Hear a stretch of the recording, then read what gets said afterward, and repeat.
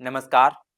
आज बात करेंगे बांग्लादेश के अल्पसंख्यक हिंदुओं के बारे में, जिनका बांग्लादेश में सरेआम नरसंहार हो रहा है। बांग्लादेश में आज हिंदू लड़कियों और महिलाओं की स्थिति इतनी खराब हो चुकी है कि उनका कोई भी सरेआम रेप कर सकता है और उस लड़की का धर्म हिंदू होने की वजह से उसे कोई भी प्रशासनिक सुरक्षा नहीं मिलती।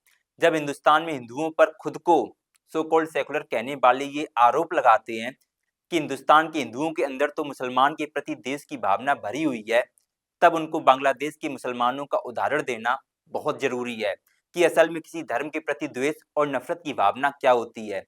सोचिए, आप अपने ही देश में हो और आपकी गलती सिर्फ इतनी हो कि आप किसी विशेष धर्म से हो। बांग्लादेश से लगातार ऐसी खबरें आ रही हैं कि हिंदू समुदाय पर हमले हो रहे हैं, जहां उनके घर जलाने, मंदिर तोड़ने और कई मामलों में तो हिंदुओं को सरेआम मार दिया गया। लेकिन बड़ा सवाल ये है कि दुनिया भर के बड़े-बड़े पॉलिटिशियंस इस सरेआम जेनोसाइड पर चुप क्यों हैं?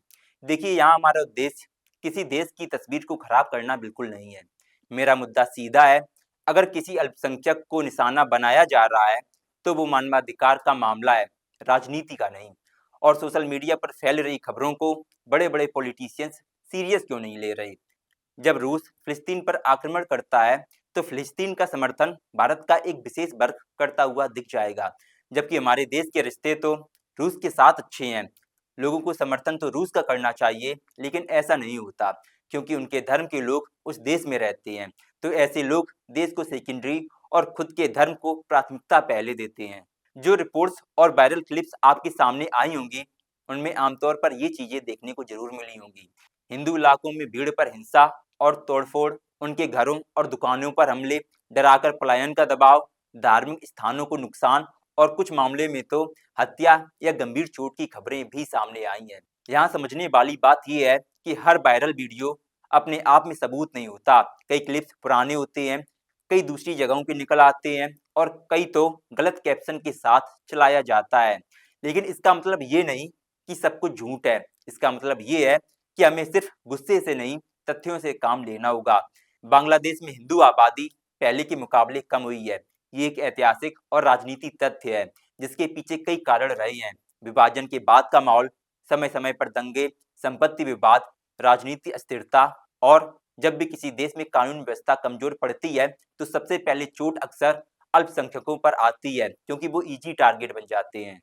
यहाँ एक और बात समझने की है कि भारत में कुछ लोग ऐसे मुद्दों को सिर्फ एजेंडा बनाकर परोसते हैं। फर्जी वीडियो, गलत फोटो, पुराने दंगे, सब कुछ आज का बताकर शेयर कर देते हैं। और इससे नुकसान किसका होता है?